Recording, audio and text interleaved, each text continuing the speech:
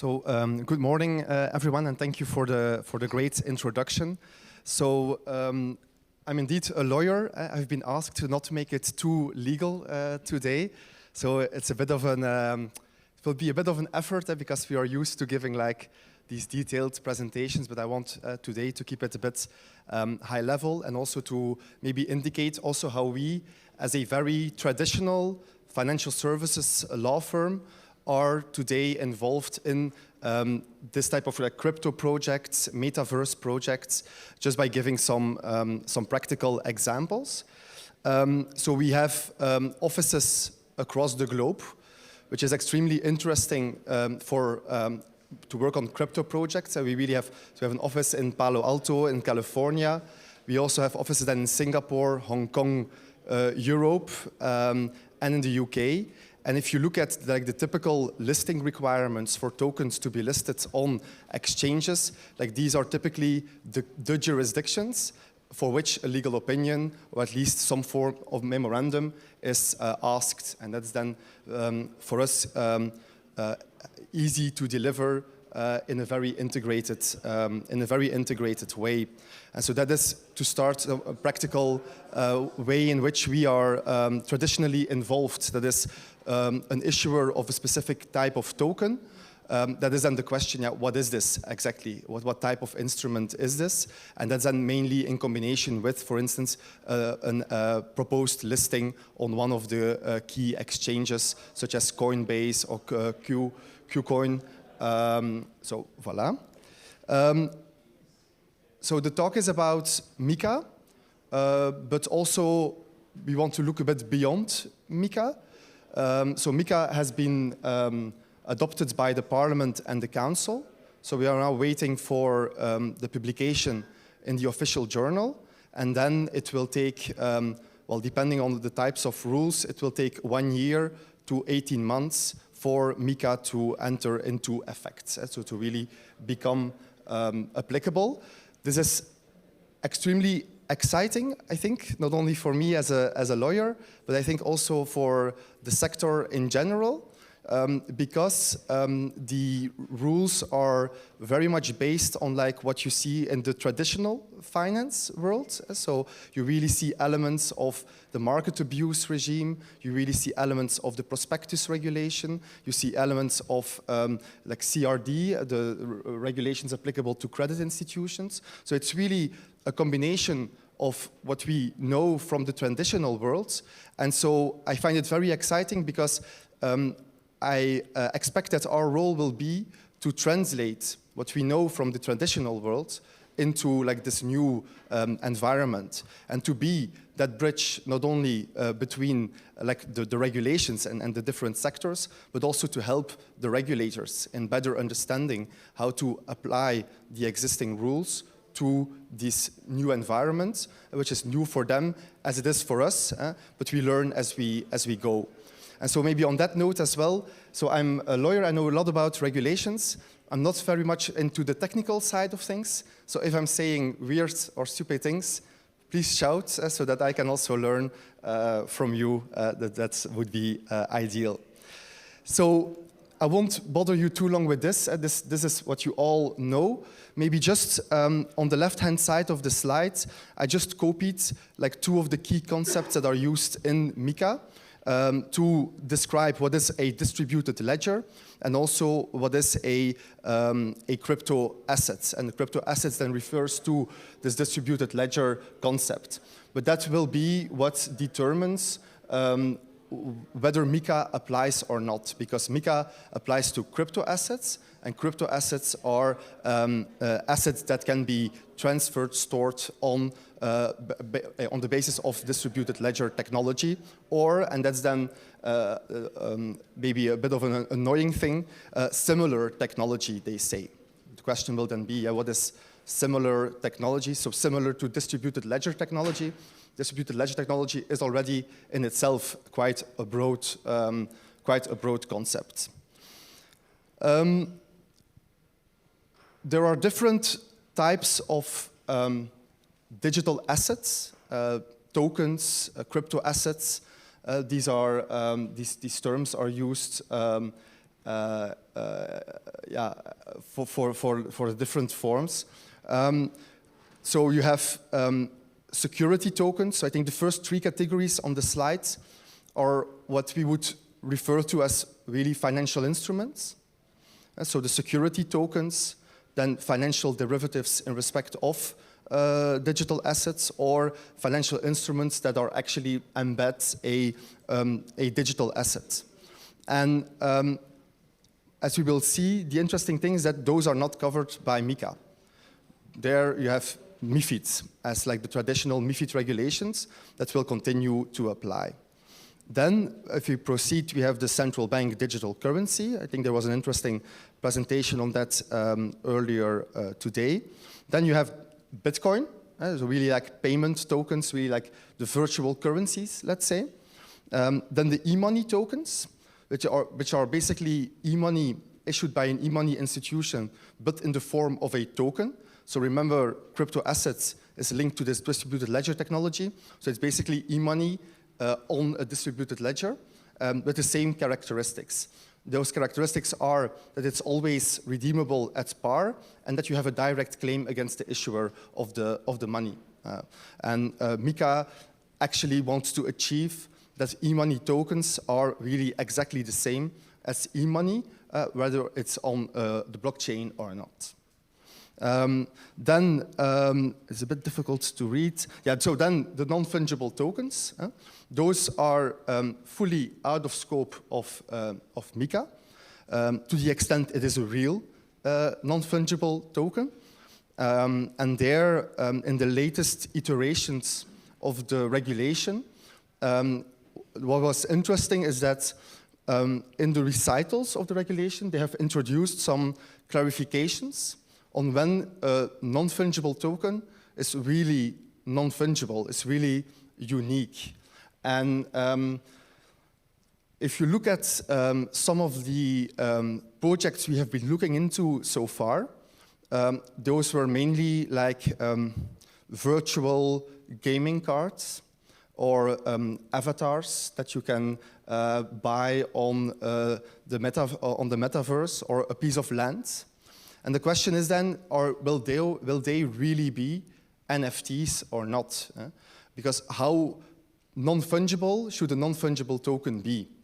And for instance, the guidance in the recital says that the mere fact that there is an identification number, a different identification number, is as such not sufficient to say that it is non-fungible. It should also be intrinsically be non-fungible. And there was also useful guidance of the FCA, so in the UK. And on that basis, you could say that the more cards there are, the more avatars that are created, the higher the likelihood that they become fungible, just by the fact that the differences between the different cards become so minor that there is actually just that they are become interchangeable. So when issuing NFTs, and when you want to rely on the fact that they really stay out of the scope of the regulations, it will be extremely important to be very certain about the non-fungible nature, knowing that this should be interpreted in quite like a limited way, and that probably the regulators will also have an interest in interpreting as narrow as possible.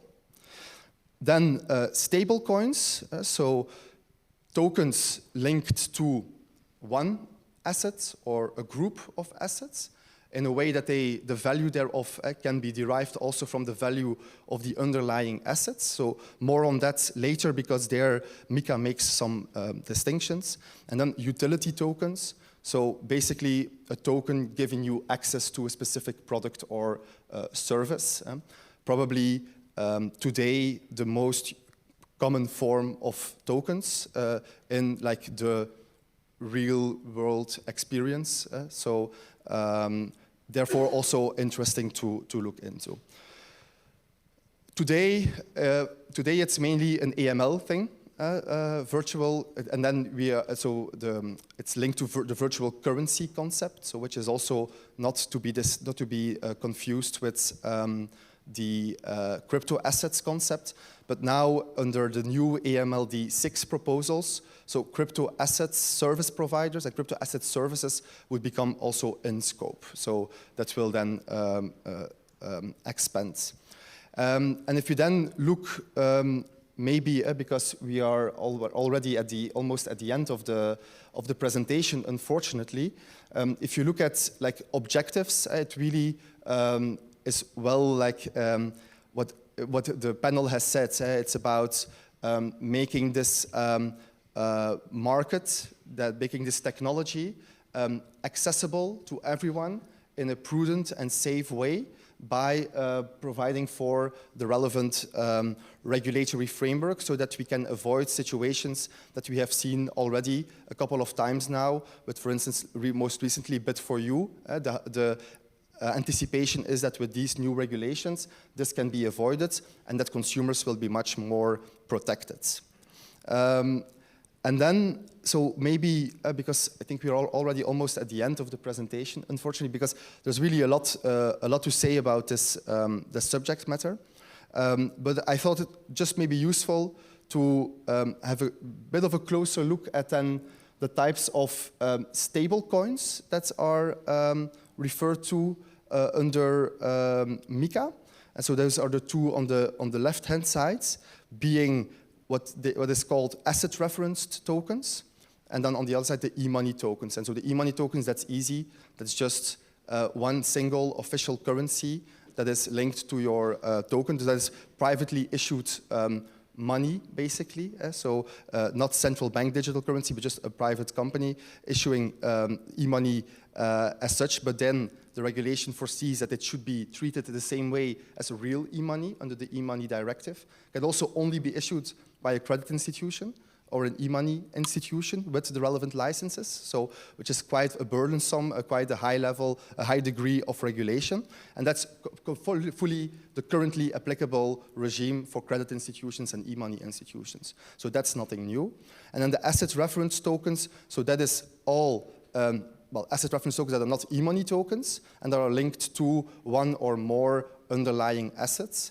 And there, it will be very interesting to follow up on like how those asset reference tokens are designed, because a lot of focus will be on the underlying group of assets, like the reserve, and how the reserve should remain stable, what you can do with the assets in the reserve, how can you invest those, how should the reserve be composed, can it constitute cash, should it only be digital assets, and that will be an important element of also the disclosure towards consumers, towards investors, when issuing, selling this type of tokens. So maybe just looking at the back, how much time I still have, a couple of minutes? 3 minutes, 2 minutes? So this is already touched upon, more or less. So those are the excluded elements. Maybe interesting is that fully decentralized finance, so fully decentralized assets are not in scope. Is that because the regulator or the legislator doesn't care? I think it's mainly just for practical reasons, that it's just impossible to pinpoint a specific entity that they can control, because still the regulations will require that the issuer or the offeror of this type of assets will be a legal entity. The legal entity should be in Europe. So yeah, if you're talking about real, fully decentralized finance, it will not be possible to say that is you and you have to be in Europe. So that's, I think, more for practical reasons. And then maybe some final words on then what does it mean that MiCA applies.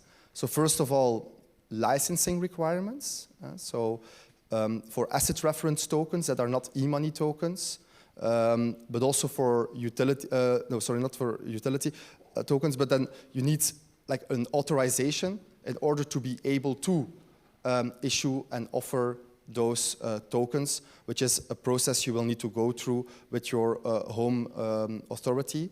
And then also the service providers, so the entities that are making everything possible, basically, they also will need to obtain a license. Then something you will, if you have not yet heard of it, it will become very common. This is like a white paper concept. So now, de facto, there are the white papers just to be able to describe what is the project and to make people warm to invest in the product. But this will now become very regulated. So I think there are like 10 pages of what really needs to be included in that document, with liability of the issuer for the information included therein. And then a final section is then on just like market integrity.